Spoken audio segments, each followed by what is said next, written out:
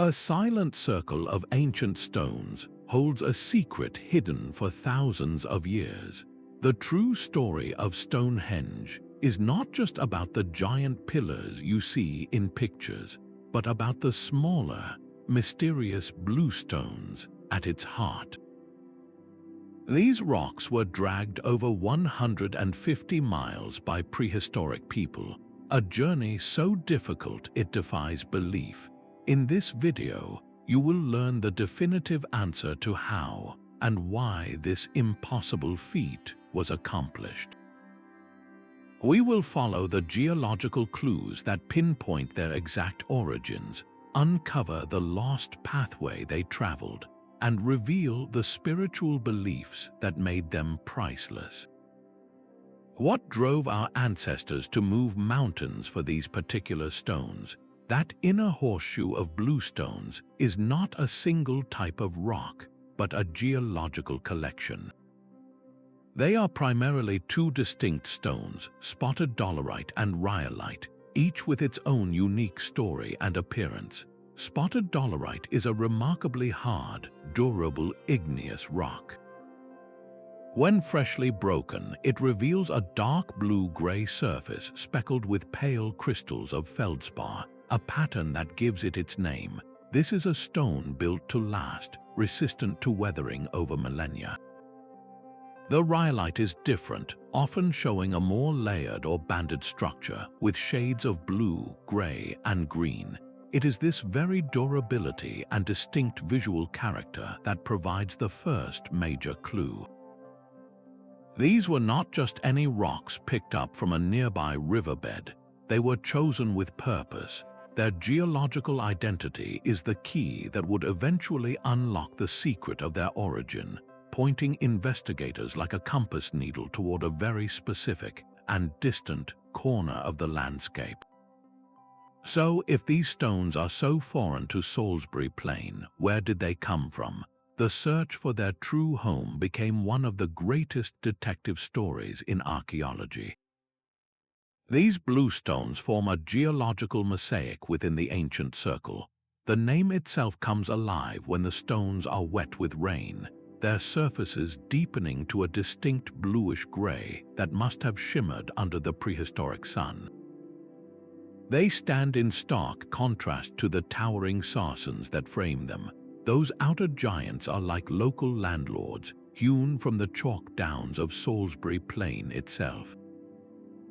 But the bluestones are distant travelers, formed in volcanic fires nearly 500 million years ago, long before the first dinosaurs walked the earth. Their great age is matched by their incredible hardness and fine-grained texture.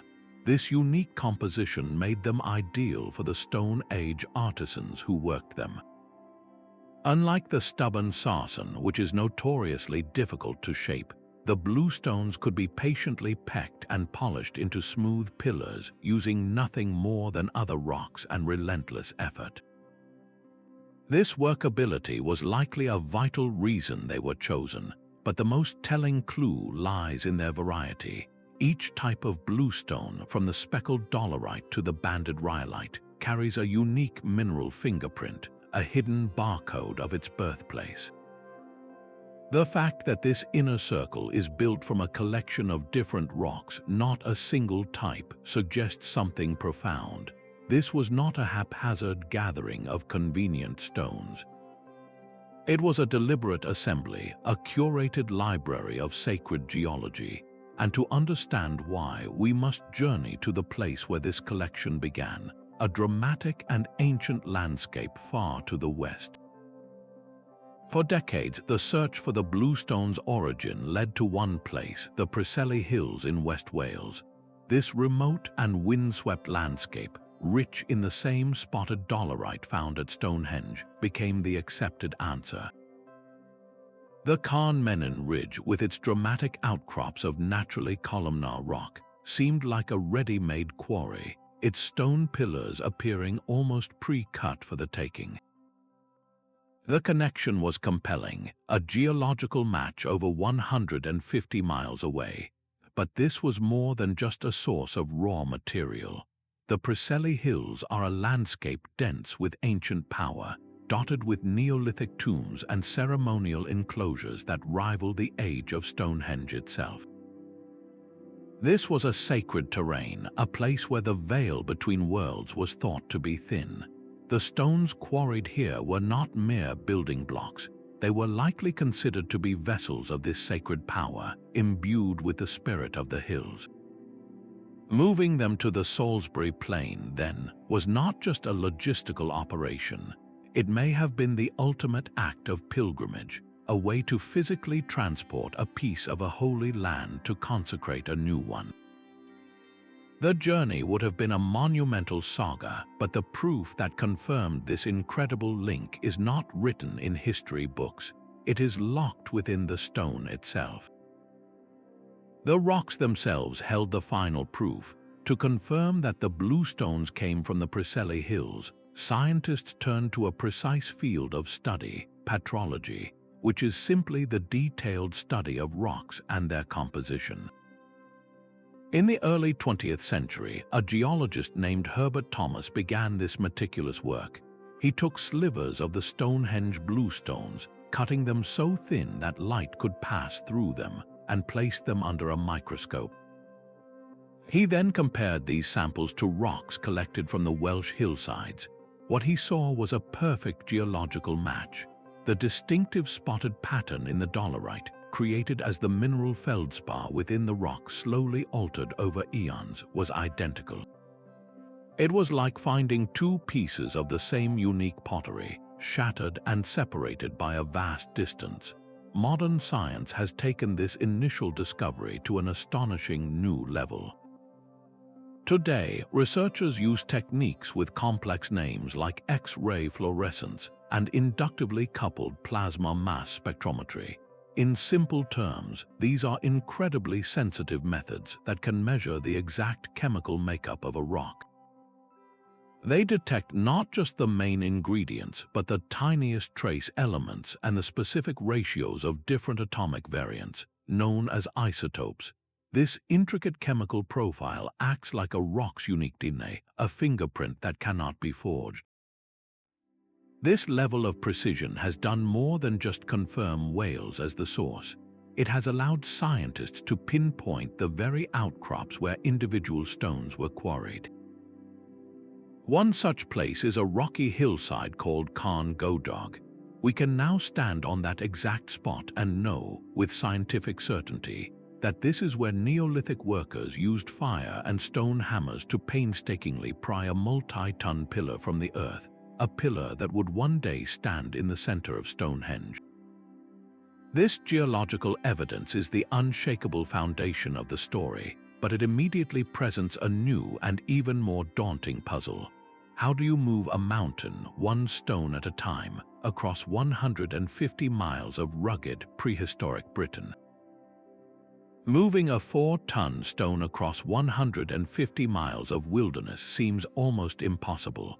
The classic vision of this journey is etched into our minds, a grand procession of hundreds of people straining against ropes, dragging massive stones on wooden rollers and sledges. It is a powerful image of human cooperation and sheer will. Yet this traditional picture of an epic overland trek may be incomplete. The route from Wales to Salisbury Plain is not a straight, clear path. It is a brutal obstacle course of steep mountain passes, dense ancient forests, and powerful, unpredictable rivers. The sheer logistics of such an endeavor are staggering to consider. Feeding and organizing a workforce large enough to move dozens of these multi-ton pillars would have pushed the limits of any Neolithic society.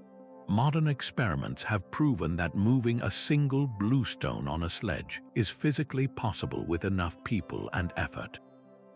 But repeating that feat dozens of times over such a vast and unforgiving distance introduces a level of complexity that has made many archaeologists pause.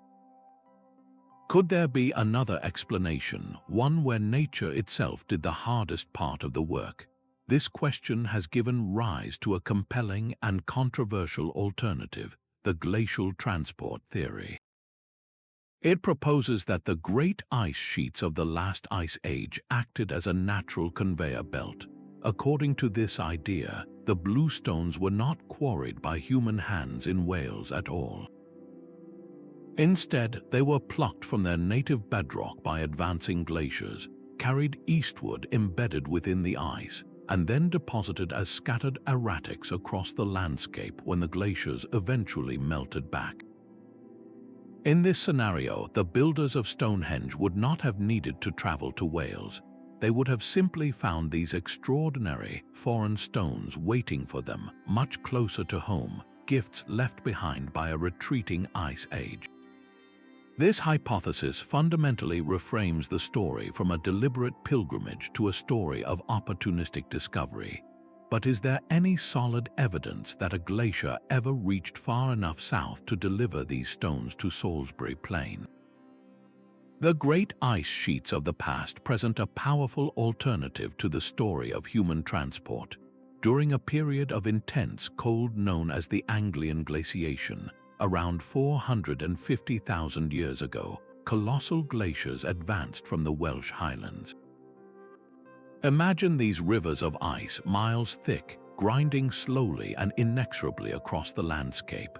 They could have acted as a colossal, slow-moving conveyor belt, plucking the bluestones from their bedrock in the Preseli Hills and carrying them eastward.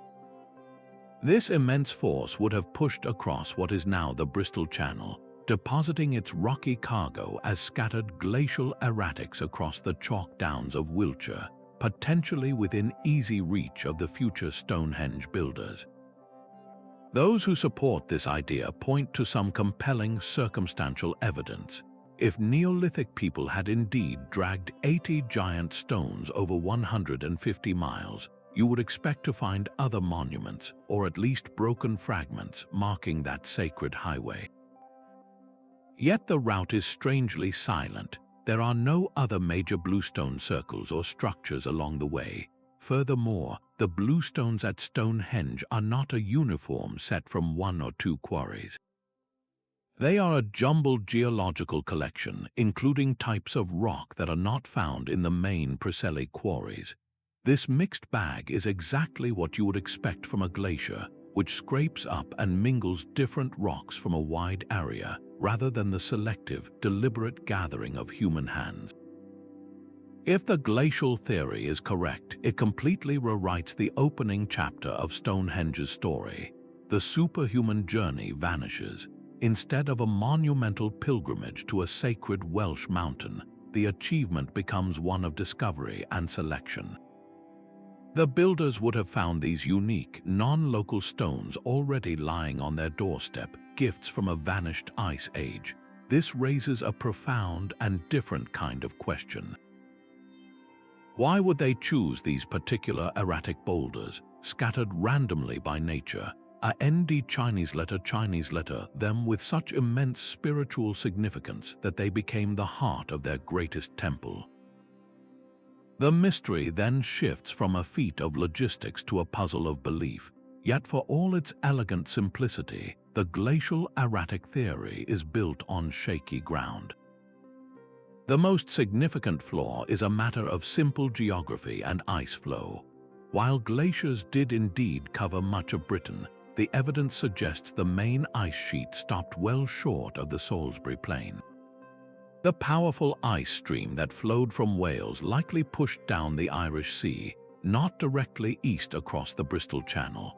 For the bluestones to land at Stonehenge, the ice would have had to make an incredibly unlikely and convoluted journey, for which there is no corroborating geological evidence anywhere else in the region. The stones found in the glacial deposits that do exist in the area are all of northern origin, not Welsh.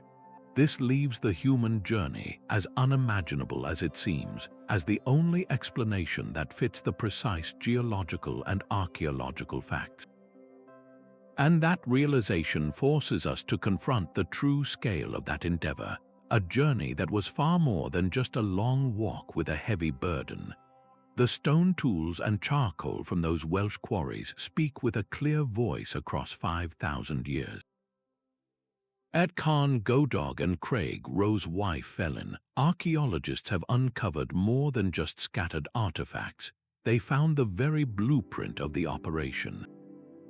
Carefully constructed stone ramps and level platforms were built directly against the rock faces, engineering solutions designed to safely lower multi-ton pillars from the outcrop.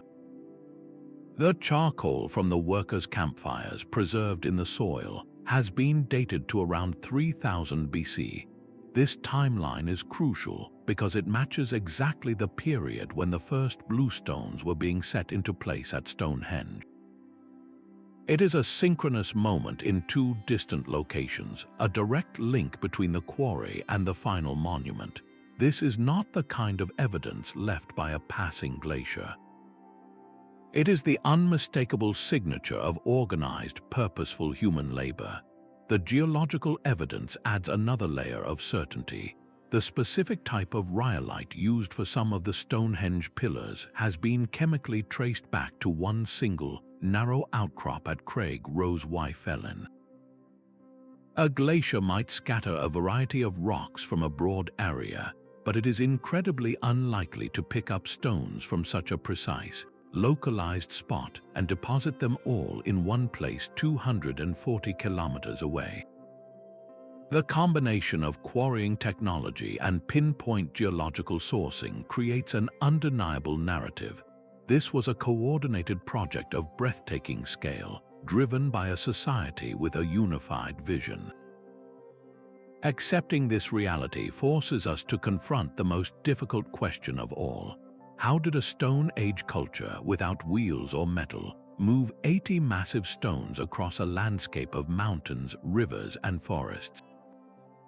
The answer may lie not in a single method, but in a seasonal, multi-stage journey that turned the entire route into a sacred procession.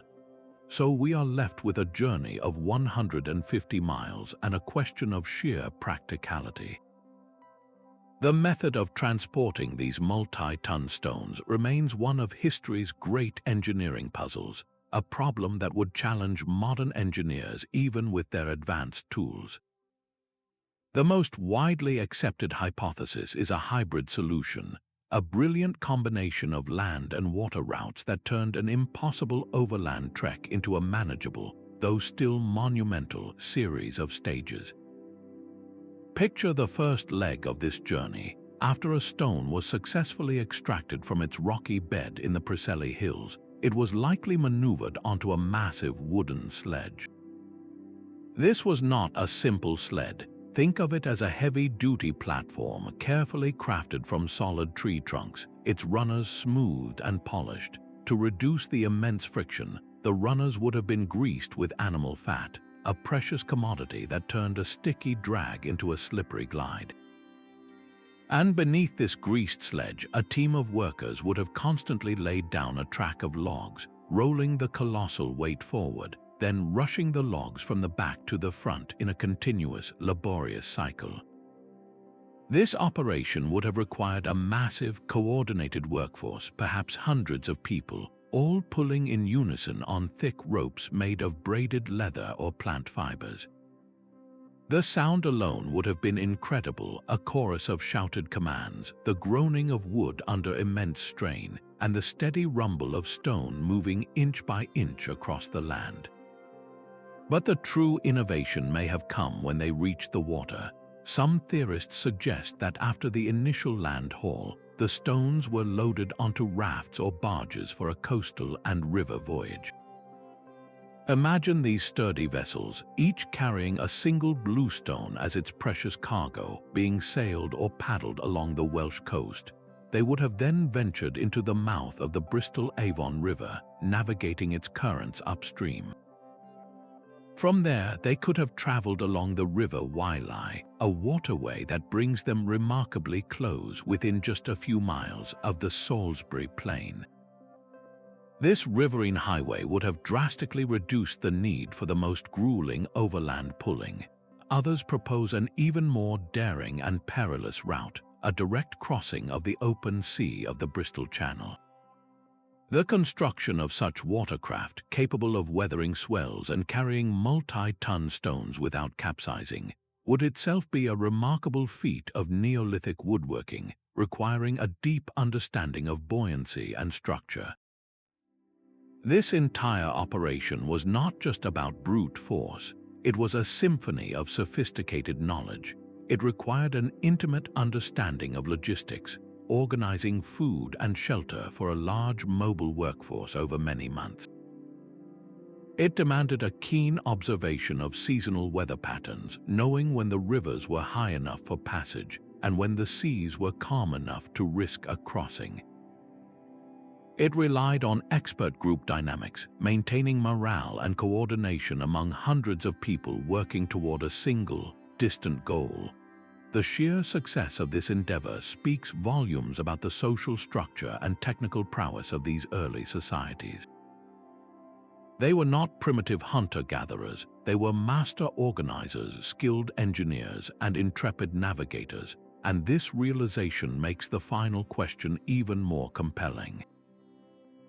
What profound motivation could possibly justify such an immense investment of time, resources, and human effort? What belief was powerful enough to move not just mountains, but an entire mountain range, one stone at a time, across the length of a country? The immense effort of moving these stones was not driven by engineering ambition alone, but by a cosmology that saw the world as alive with spiritual power. The Preseli Hills were far more than a quarry. In the Neolithic mind, this was a landscape pulsating with numinous energy, a place where the boundaries between the earthly realm and the other world were thin. The Bluestones, forged in volcanic fire deep within the earth, were not inert rock. They were likely perceived as physical vessels of this sacred power, perhaps even the literal bones of the earth or the dwelling places of deities and ancestral spirits. Their unique appearance fed directly into this belief. The spotted dolerite, with its pattern of pale crystals set in a dark blue-gray field, could have been seen as a mirror of the night sky, a terrestrial map of the constellations. This was not a random collection of stones, but a curated assembly of geological talismans. Transporting them to Salisbury Plain was therefore a profound act of consecration. It was the physical merging of two powerful landscapes, bringing the ancient, wild magic of the Welsh mountains to the open, ceremonial space of the plain. Stonehenge, in this light, transforms from a simple astronomical calendar or a burial site into something far grander. It becomes a cosmic engine, a machine built not of gears and levers, but of spiritually charged rocks designed to harness the energies of the earth and the heavens. This spiritual imperative provides the only motivation powerful enough to justify the generations of labor, and this belief in the stone's inherent power may have extended into a very tangible human need, the power to heal. Perhaps these stones were seen as conduits for physical as well as spiritual renewal. An intriguing theory suggests that the Bluestones were not just sacred markers, but were actively revered for their perceived healing properties.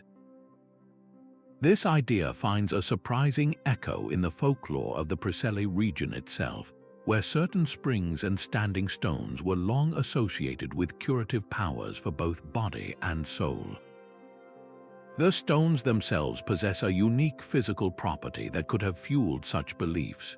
When struck, the spotted dolerite produces a clear, resonant metallic ring, a bell-like tone that would have sounded utterly alien compared to the dull thud of other rocks. In a world animated by spirit, this sonic quality could have been interpreted as the very voice of the stone, a vocalization of its inner power. Centuries later, this folk memory seems to have persisted. In the 12th century, the chronicler Geoffrey of Monmouth wrote a fanciful account claiming that Stonehenge was originally a circle of healing stones, brought from Ireland by the wizard Merlin to cure ailing warriors. While his story is pure myth, blending magic and legend, it may preserve a distant, garbled recollection of the stone's ancient reputation as a source of therapeutic energy. This notion moves from folklore to tangible evidence with a striking archaeological discovery. A significant number of human remains unearthed at Stonehenge show clear signs of severe trauma, debilitating disease, or chronic infection. The proportion is unusually high, leading some researchers to speculate that the site was a destination for pilgrimage and healing rituals, a Neolithic version of a sought-after sanctuary. Imagine people traveling great distances, drawn by the legend of the powerful Bluestones, hoping for a miracle. It is easy to envision them chipping off small fragments of the Bluestones to craft into protective amulets or to grind into powder for medicinal potions, truly believing the rock itself held a concentrated, life-giving force. This perspective utterly transforms our understanding of Stonehenge. It shifts from being a passive monument for observing the sky or honoring the dead into an active, therapeutic landscape, a place where the geology was believed to interact directly with human suffering. Yet this sacred purpose was not set in stone. The Bluestones themselves have lived many lives, their own story within the circle being one of constant change and rearrangement. Stonehenge was not a single event, but a story written in stone over more than a millennium. The Bluestones at its heart were not permanent fixtures from the start. They lived many different lives within the circle, their positions shifting with the beliefs of the generations that tended them. Around 2900 BC, these first Bluestones were raised in a large outer circle, a proud ring of Welsh granite standing on the open plain. This initial arrangement, however, was not destined to last. 400 years later, a new vision for the monument took hold. This was the age of the Sarsen giants, when those enormous local stones were dragged into place to form the iconic outer circle and the towering trilithon arches.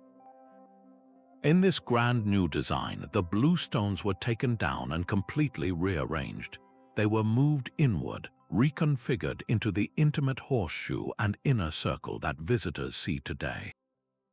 This was far more than a simple renovation. It was a profound symbolic act. The original prominent circle of Bluestones was deliberately deconstructed and then repositioned as the protected central core of the entire complex. The significance of these special stones had clearly deepened.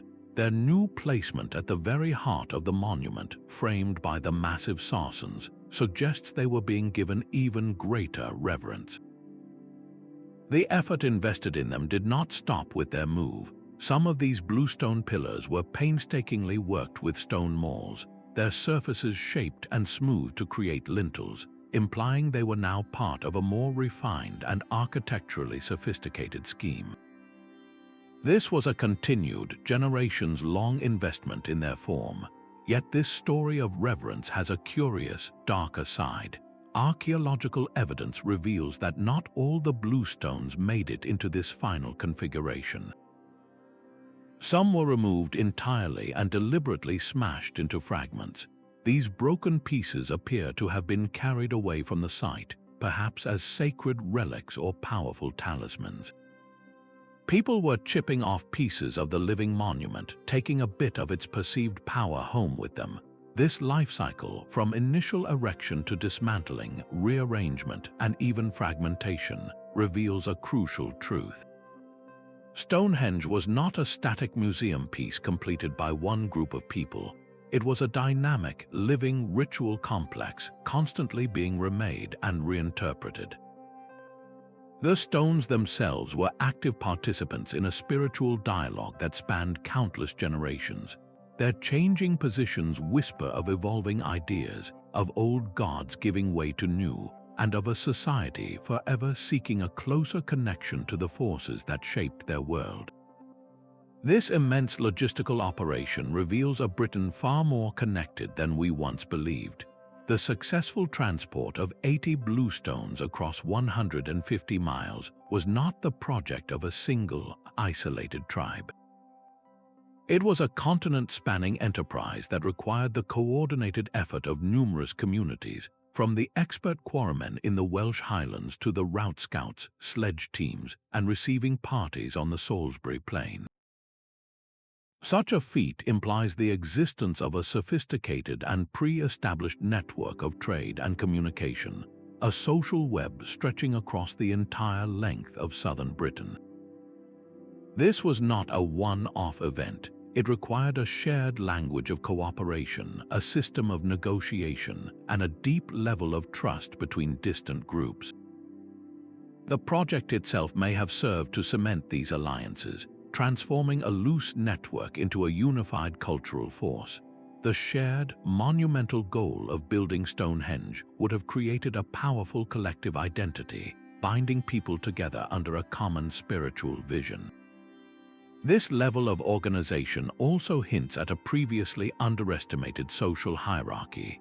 Someone or some group possessed the authority to command this generational effort, to allocate vast resources of food and labor, and to resolve the inevitable disputes that would arise along the way.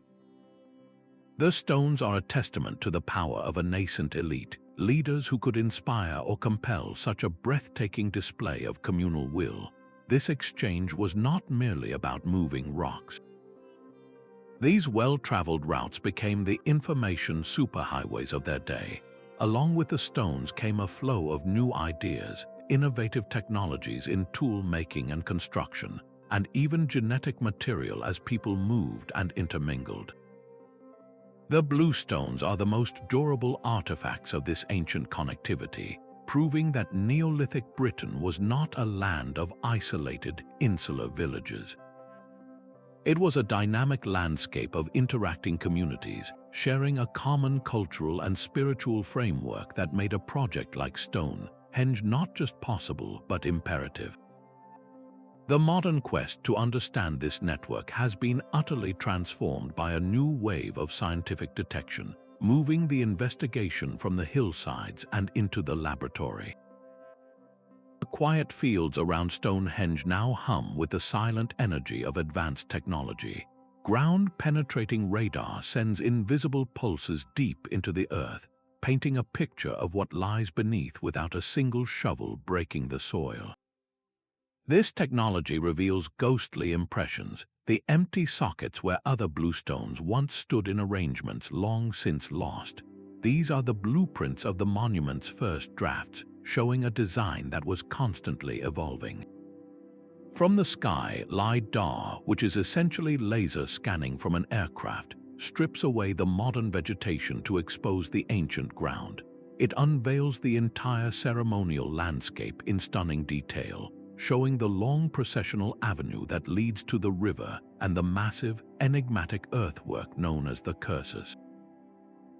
This reveals a profound truth. Stonehenge was never an isolated circle. It was the beating heart of a vast, interconnected sacred geography, and the Bluestones were a central component of this grand cosmological plan.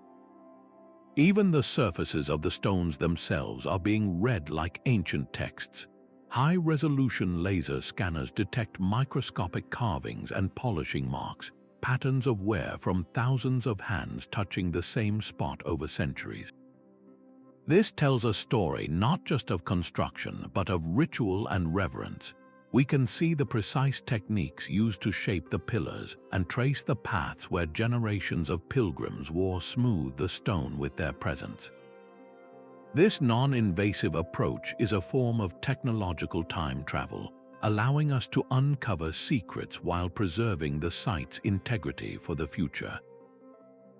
Each new scan and survey peels back another layer of time, and one of the most startling revelations has come from the application of these very methods back at the source. The same geochemical fingerprinting that confirmed the Welsh quarries has now pinpointed a previously unknown and entirely separate source for some of the rhyolite bluestones. This discovery at a place called Craig Rose Wife Felon was not a main quarry ridge but a narrow, secluded outcrop. It suggests the selection of stones was even more deliberate and specific than anyone had guessed. The builders were not just collecting rock from a general area. They were targeting very particular and perhaps very special fissures and crevices within the landscape. This raises a fascinating new question. If they were willing to go to such extreme lengths for stones from multiple, specific locations, what was it about these exact rocks that commanded such reverence? The answer may lie not in the stone itself, but in the very water that flowed over it. The discovery at Carn Goedog in 2014 rewrote the story of Stonehenge from the ground up. This was not the dramatic ridge of Carn Menin, long thought to be the primary source. Instead, it was a different kind of outcrop, a sprawling hillside of the prized spotted dolerite. Here, archaeologists uncovered something extraordinary, a fully operational Neolithic quarry, a production line for monoliths. Built directly against the rock face was an artificial ramp made of large, flat stones. This was not a natural feature. It was a carefully engineered structure designed for a single, critical purpose: to safely lower multi-ton stone pillars from their birthplace. At the base of this ramp, the ground was not soft earth. The workers had prepared a level platform of crushed stone and packed sediment, creating a stable loading dock that would prevent their colossal prizes from sinking into the boggy ground under their immense weight. This simple yet brilliant solution reveals a mind thinking not just about extraction, but about the entire logistics chain. The evidence was sealed in time by the workers' own campfires. Charcoal fragments left from fires they built to thermally shock the rock were recovered and subjected to radiocarbon dating. The results were staggering. The fires were lit between 3400 and 3200 BC, pushing the quarrying activity centuries earlier than anyone had suspected. This time frame means the bluestones were being quarried a full 400 years before the giant sarcens were even erected at Stonehenge. This was not a haphazard gathering of convenient glacial erratics. Carn Goedog provides the first irrefutable physical proof of a premeditated and brilliantly organized operation. It confirms a society with a grand vision, one that began with the precise extraction of sacred stones in Wales, a project that would span generations. Yet, with the stones successfully freed from the mountain, the next and perhaps greatest challenge began: the puzzle of the journey itself. The theoretical journey from quarry to monument was put to the ultimate physical test. In the 1990s, archaeologist Phil Harding led a landmark experiment for a BBC documentary, a bold attempt to drag a concrete replica of a bluestone on a wooden sledge along the presumed land route from Wales. The challenges were immediate and brutal. The heavy sledge constantly bogged down in soft ground, turning meadows into quagmires. The logs intended to act as rollers frequently split under the relentless pressure of the multi-ton weight.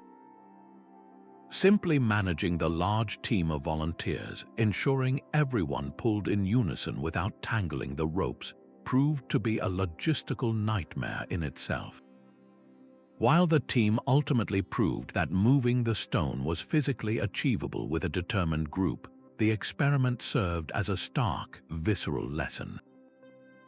It highlighted the grueling, inch-by-inch effort demanded for every single one of those 150 miles, transforming abstract theories into a tangible, exhausting reality.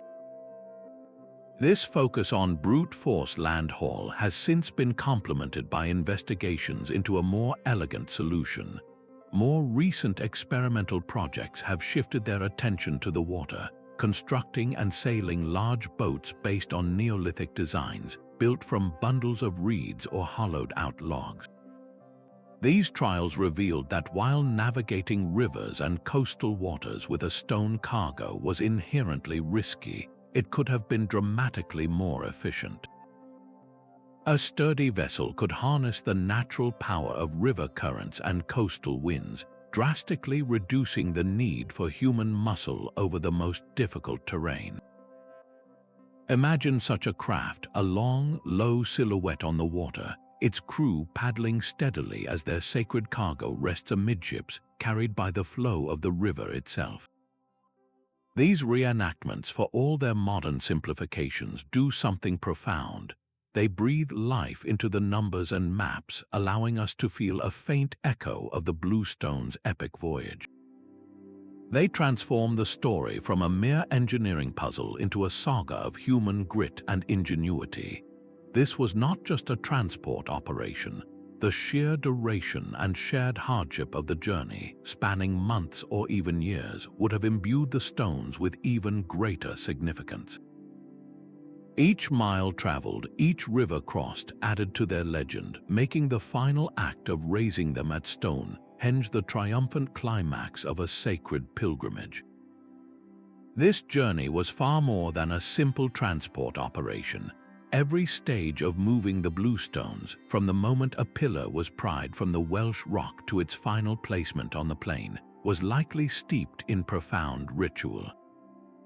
Think of the quarrying itself. The act of freeing a stone from the living earth may have been seen as a sacred birth, requiring ceremonies and offerings to appease the spirit of the mountain. The first time the massive sledge was loaded, or the moment the stone was carefully maneuvered onto a river barge, these were not just technical steps. They were spiritual transitions, each marked by prayers and chants to ensure safe passage. The very path they took could have been a preordained, spiritually charged corridor. This route might have intentionally wound past older ancestral tombs, sacred springs, and imposing natural landmarks, weaving the stone's journey into the existing sacred geography of the land. In this light, the immense physical labor transforms. The back-breaking effort of pulling the sledge, the constant cycle of laying and retrieving the log rollers, this was not mere toil. It could have been an act of collective devotion, a form of prayer made physical. For young members of the community, participating in this epic trek may have served as a crucial rite of passage.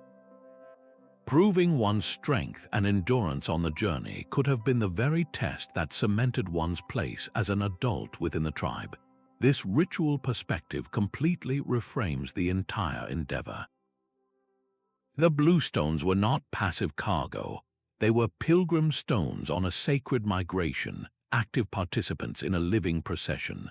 Their physical movement across the landscape may have acted out a powerful mythic narrative, perhaps recounting the journey of ancestral heroes who first brought life-giving power from a legendary homeland in the West. This deep spiritual dimension finally helps explain the otherwise baffling willingness of a society to invest generations of labor. The value was not solely in the finished circle at Stonehenge. The transformative power was in the journey itself, a communal spiritual experience that connected each participant to the stones, to the land, and to the ancestors. This connects the entire project to traditions far older than the monument itself, echoing an ancient human need to walk with the sacred. The silent, standing stones of Stonehenge were not alone in their age. Across Neolithic Europe, from the sprawling alignments at Carn in France to the subterranean temples carved into the Maltese limestone, a common vision was taking shape in stone. Societies with no possible direct contact were independently arriving at the same profound idea: to build on a colossal scale using the most permanent material they knew. They were all part of a continent-wide megalithic tradition, a shared awakening of the human spirit. What truly sets Stonehenge apart within this family of monuments is not its form, but the sheer audacity of its sourcing. While other cultures moved massive stones, they typically did so over local distances, a few miles at most. The journey of the Bluestones from Wales was an order of magnitude greater, a feat of logistics that remains stunning even within this context of grand ambition. This suggests that while the fundamental knowledge of how to work stone was part of a shared cultural toolkit, passed along trade routes and coastlines, The motivation behind the Welsh connection was uniquely powerful and specific to the beliefs of the British Isles. The underlying impulse, however, was universal. Whether in Brittany, Malta, or Orkney, these builders sought to create permanent, powerful places that would anchor their communities to the land and the cosmos. They shared a sophisticated understanding of geology, often selecting stones for their special properties. The preference for distinctive rock types, chosen for their color, sheen when wet, or even their resonant, bell-like ring when struck, is a recurring theme. This was not merely construction, it was curation. By seeing Stonehenge within this wider context, its story transforms. It is no longer just a mysterious British circle, but a local expression of a global human revolution. The people who raised the Bluestones were participating in a vast, continent-spanning conversation about humanity's place in the world. They were using a common architectural language to write a very specific, local story. This shared tradition, visible from the Mediterranean to the North Sea, forces us to reconsider the depth of their knowledge systems. How did such complex ideas travel so far? And what does this tell us about the connected world of prehistoric Europe? The stones themselves were a vast, silent calendar. The precise alignment of the entire monument, particularly the central axis that frames the summer solstice sunrise and the winter solstice sunset, is no accident. It is the signature of a deep and sophisticated understanding of the sky. Those rearranged bluestones were likely more than just a sacred collection. They were active astronomical tools. Think of them as fixed markers in a giant observatory. As an observer stood at one point, perhaps at the center of the circle, specific pillars could have been used as foresights, their silhouettes framing the rising moon at its most extreme northern and southern points on the horizon. An event known as a major lunar standstill that occurs only every 18.6 years. This was not just about marking a single day, it was about tracking the complex, long-term dance of the cosmos. Some researchers even suggest that the different types of bluestone, the spotted dolerite and the banded rhyolite, could have represented different celestial bodies or constellations, creating a terrestrial map of the heavens right here on the plain.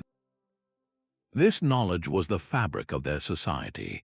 The ability to predict the solstices meant knowing when to plant and when to harvest. It dictated the timing of great religious festivals and essential social gatherings that bound the community together. The individuals who held this knowledge, the astronomer priests, were therefore the most vital figures in their world. Their capacity to announce the turning of the seasons and the movements of the moon would have been perceived as a form of magic, a direct line to the gods. When they commanded that specific stones be brought from a sacred mountain in Wales, it was not merely a spiritual act. It was a deliberate effort to capture a piece of that terrestrial power and harness it to read the celestial one. The transport and final placement of each bluestone was an act of cosmic alignment, a permanent fusion of earth and sky designed to bring the eternal order of the heavens down to the human world. This unique ringing quality of the bluestones transforms them from silent monuments into something far more dynamic.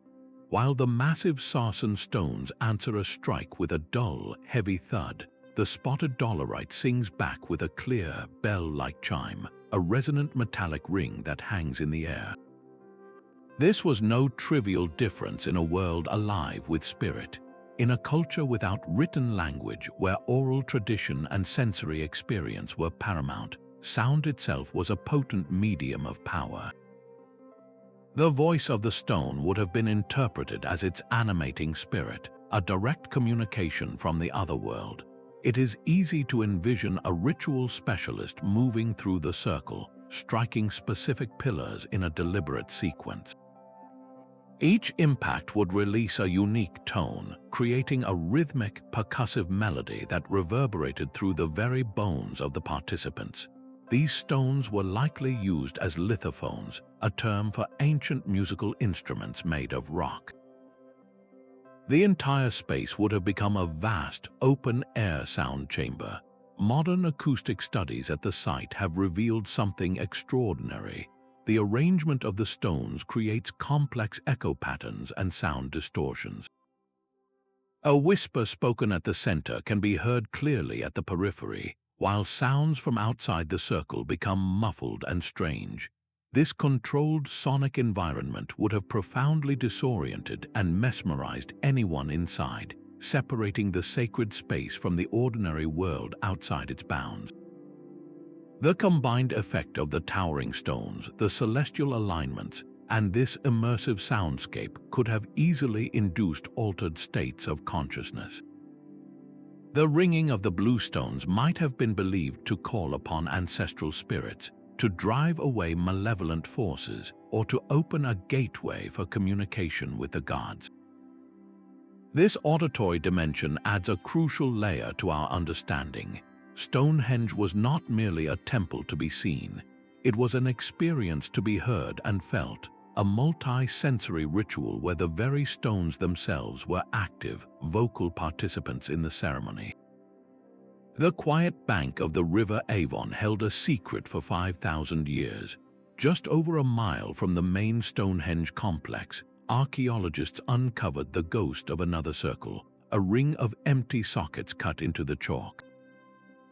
This lost monument, quickly nicknamed Bluestonehenge, was built not from local sarsen but entirely from Welsh bluestones, and its story rewrites the opening chapter of the entire saga. Radiocarbon dating places its construction around 3000 BC, a full 5 centuries before the giant sarsen trilithons were raised at the main site. But the most telling clue was not its construction but its destruction.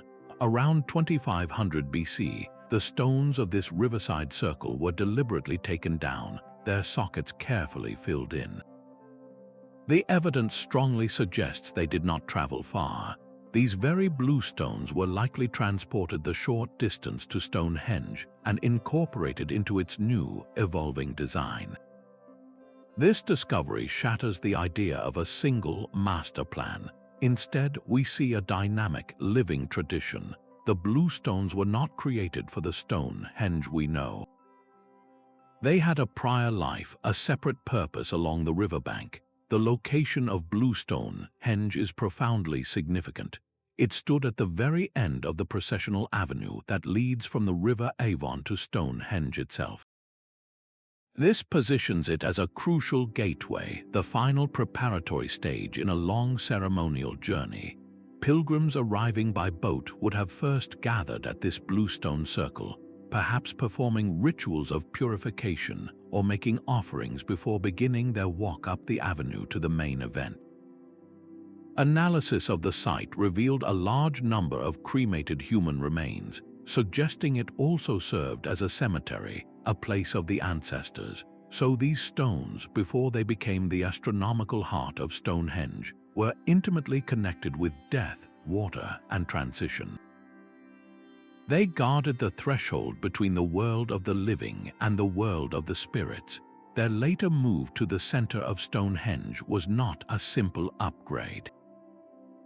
It was a profound theological shift.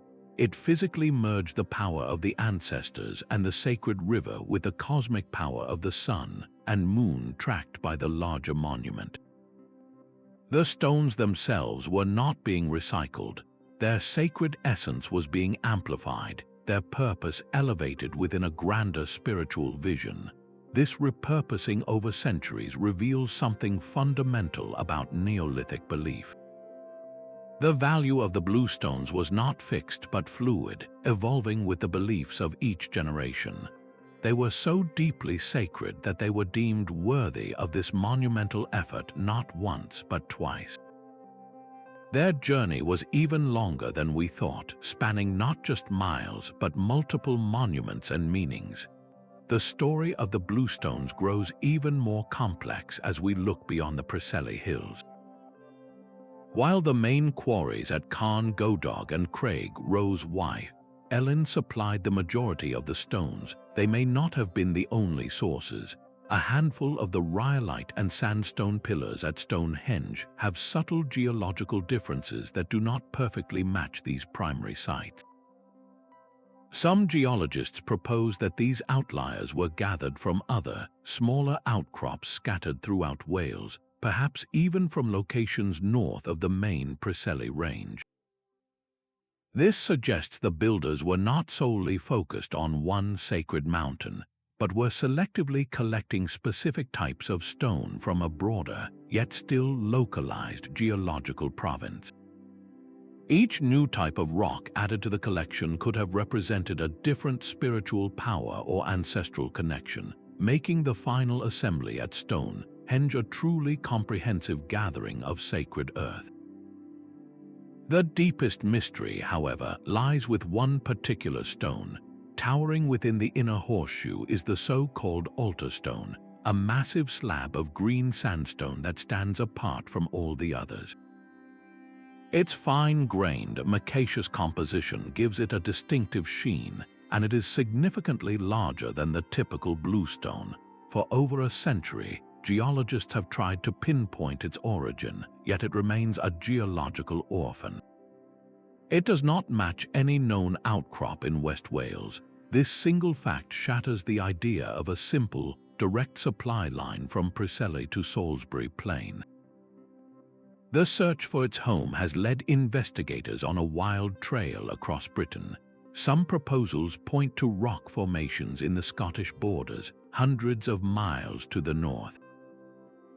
Others have even suggested sources in continental Europe, though this remains highly speculative. The altar stone stubbornly refuses to give up its secret, and its presence forces us to reconsider the entire procurement process. What does this enigmatic slab tell us? Its very existence implies that the network of acquisition was far more intricate and far-reaching than a single, generations-long project from Wales. It opens up the possibility of multiple journeys undertaken at different times and from different directions, perhaps various cultural groups, each with their own sacred geology, contributed a stone to the growing monument as a symbol of alliance or shared belief. The altar stone could have been a foundational gift from a powerful northern tribe, its journey to the plain a saga in its own right. This transforms our understanding of Stonehenge's creation. The final circle we see today is not the product of one culture's singular vision. It is a mosaic, a tapestry woven from many threads gathered across the British landscape. Each stone carries the memory of its own epic voyage, its own unique story of why it was chosen, and its own reason for being brought to this one sacred center.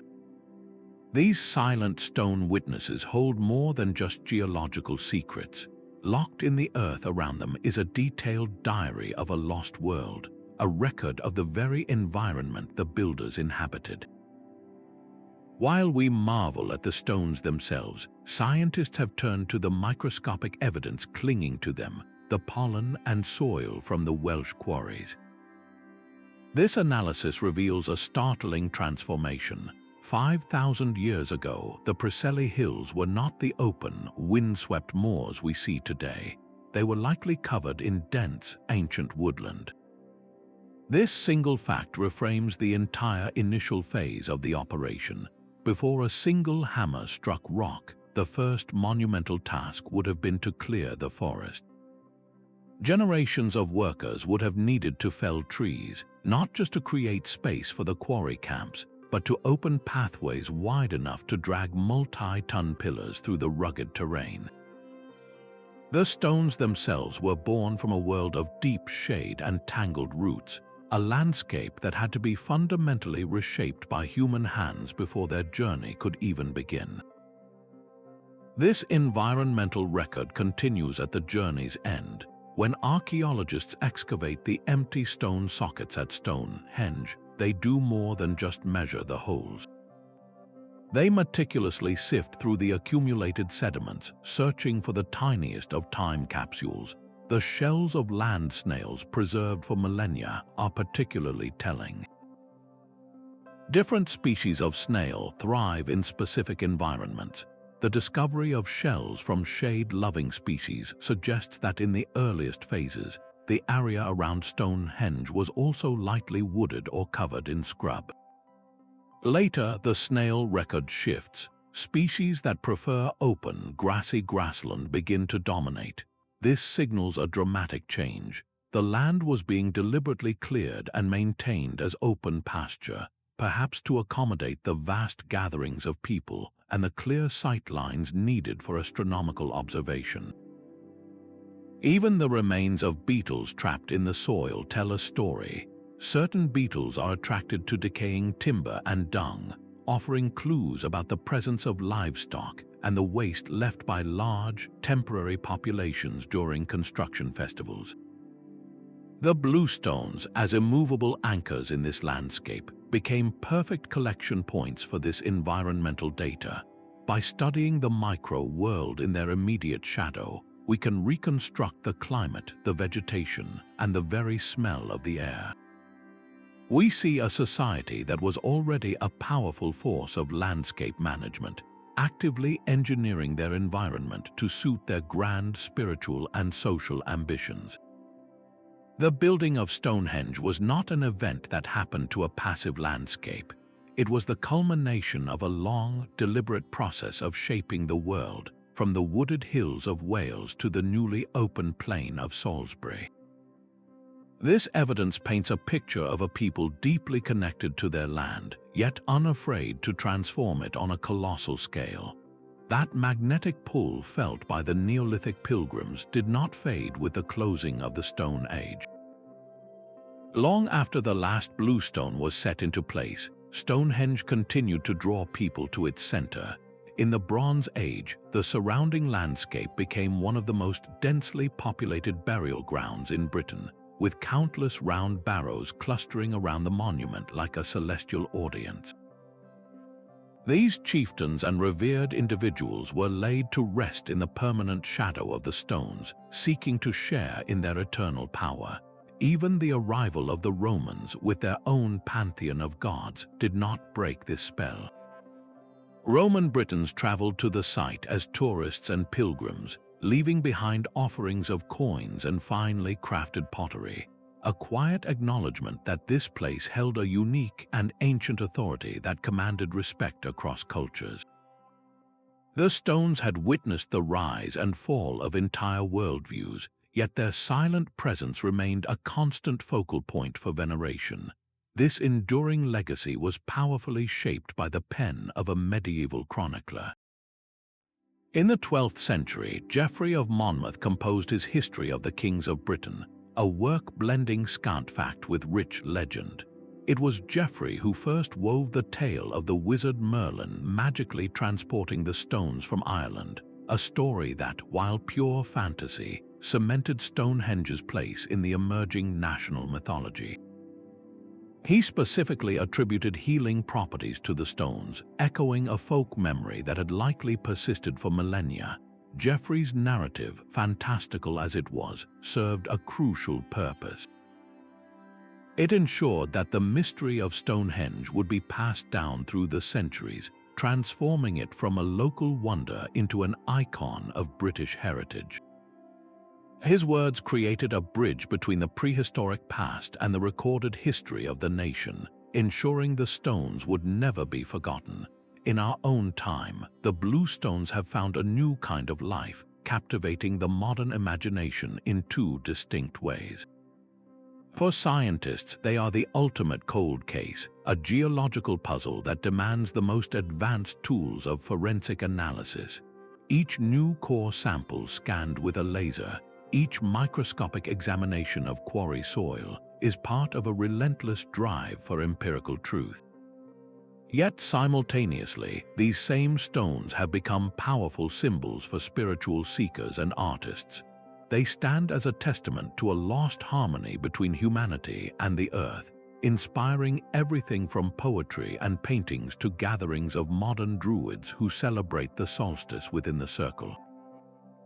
The Bluestones speak to a deep, almost primal part of us, representing a connection to the past that feels both mysterious and profoundly familiar.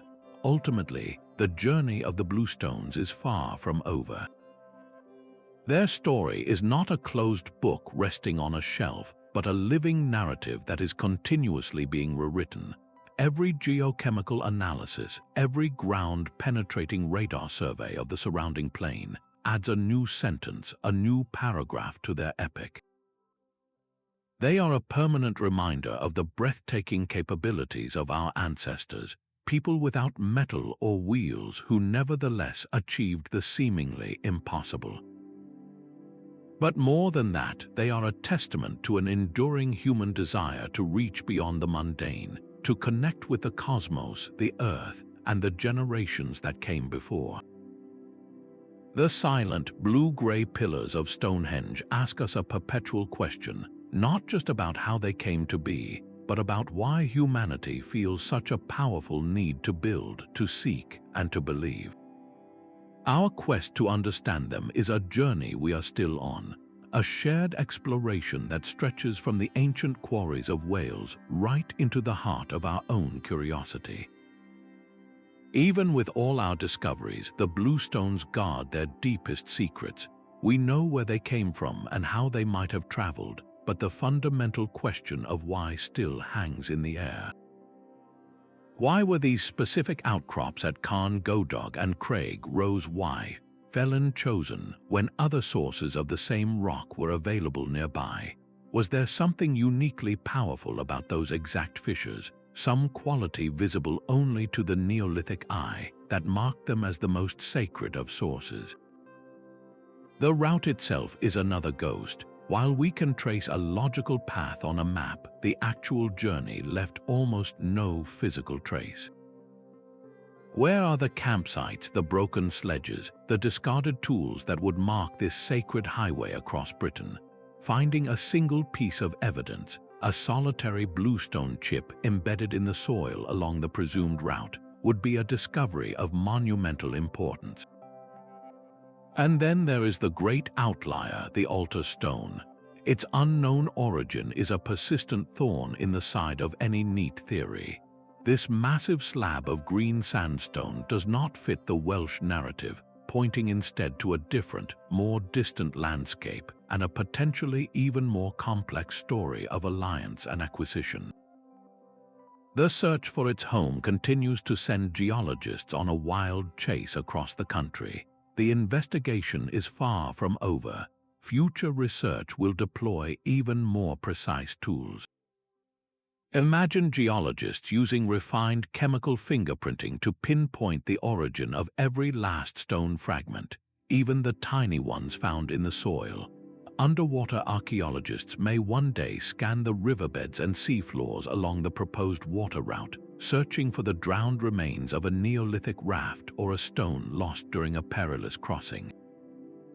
Genetic studies of the cremated remains buried at Stonehenge could reveal where those individuals spent their early lives, potentially tracing a path back to the very communities in Wales who quarried the stones. New scientific techniques on the horizon, like cosmogenic nuclide dating, could read the stone's own exposure history, telling us how long they lay on the surface in Wales before their journey began. Every technological advance offers a new lens through which to view this ancient puzzle. The story of the Bluestones is not a case to be closed. It is a living, breathing mystery that continues to challenge our assumptions and ignite our imagination. Each hard-won answer does not bring an end to the quest, but simply reveals a new, deeper layer of questions waiting to be asked. The journey to understand these stones reveals a truth far grander than any single theory. From the sacred outcrops of the Preseli Hills to the precise instruments of modern laboratories, we have followed a trail of evidence spanning 5,000 years. We have seen the quarries where human ingenuity first pried the pillars from the earth, contemplated the spiritual beliefs that transformed rock into vessels of divine power, and traced the stone's own evolution from a riverside circle to the cosmic heart of the final monument. The Bluestones stand as an enduring testament not to a primitive people, but to a sophisticated society of profound vision and breathtaking capability. They whisper of a Britain already deeply interconnected, where shared faith and collective will could achieve the seemingly impossible. This mystery, in many ways, remains beautifully unsolved. The unanswered questions are not a failure of science, but a gift. They forever invite us to wonder, to question, and to continue the exploration. These ancient stones have sparked a conversation that spans millennia, and now we turn that conversation over to you. What do you believe is the most compelling piece of this ancient puzzle? Share your own thoughts and theories in the comments below, and if you enjoyed this journey, be sure to subscribe for more explorations into the world's greatest historical mysteries.